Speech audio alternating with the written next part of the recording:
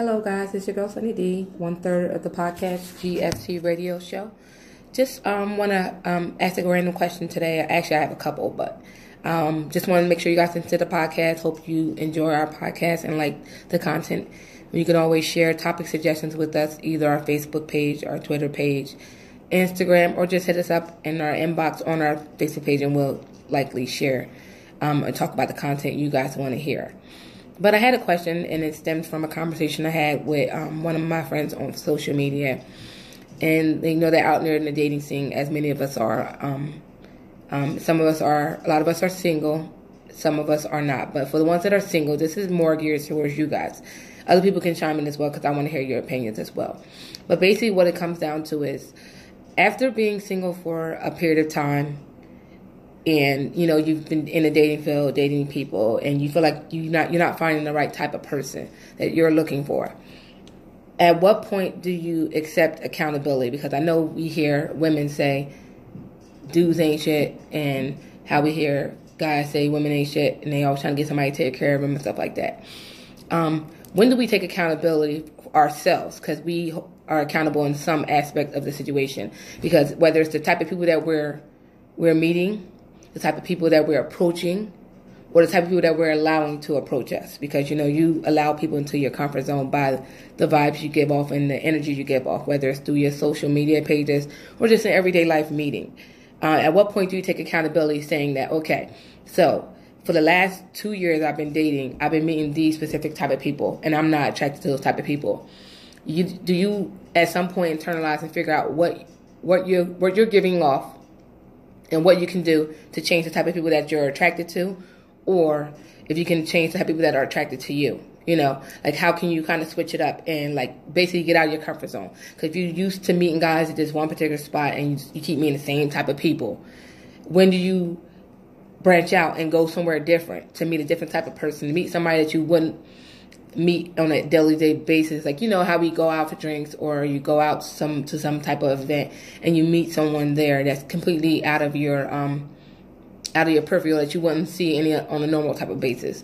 I think that sometimes we get so caught up in how we meet people, we don't branch out and go and look in different ways. And then you get the people that are just single for so long. Like I explained this on the podcast before. After being single for so long, you just don't know how to be in a relationship. So it could be you have to kind of reconfigure and go within yourself to try to figure out what it is and how can you look and kind of gauge what type of person you want. Not that we have to, and I don't want people to think that you have to kind of assimilate or change your standards. You can absolutely keep your standards, but make sure your standards are realistic, for one. Some people have an unrealistic set of standards, and we all are accountable at some point in that. You have to realize that you may find this, and this quality in this person, but they're lacking one thing. It might not be a major thing, but you just can't get past it, and it's something petty.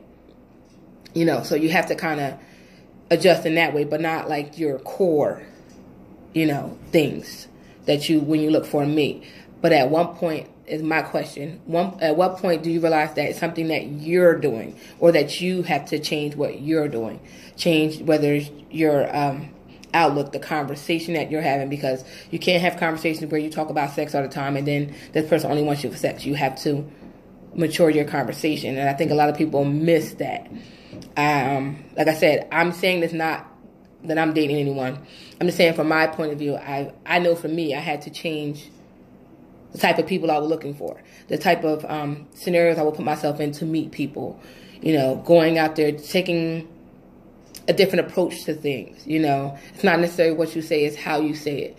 It's also taking yourself out of your comfort zone. You can't, if you're dating the same type of people and they ain't shit, or they're not what you're looking for, what are you doing that you keep looking for the specific type of person that that's not going to go anywhere? You have to kind of change your pattern, change things around and spruce it up or something. But I just feel like people get so caught up in these people ain't shit, this type of person ain't shit. You can't categorize everyone into that pattern saying these people are this type of way. No, it's the people that you're dating. It's the people that you're attaching to.